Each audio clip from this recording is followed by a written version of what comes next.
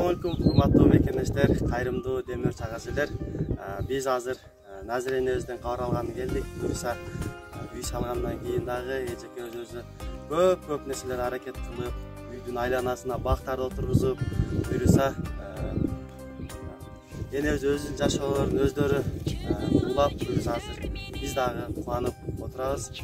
Эжекебиз көрүшүбүз. Кытайга